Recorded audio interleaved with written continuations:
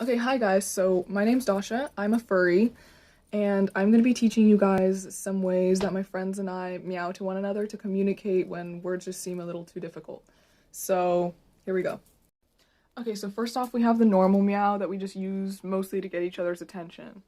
Meow. Okay, then we have the dissatisfied meow.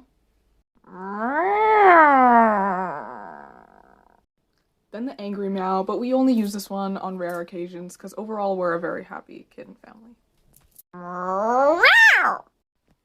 Then the happy or content meow. Meow.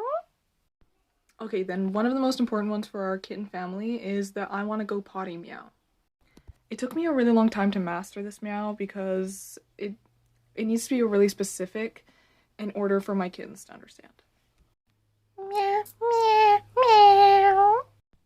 Okay, this is the most important meow for me, and it's the I need help wiping meow.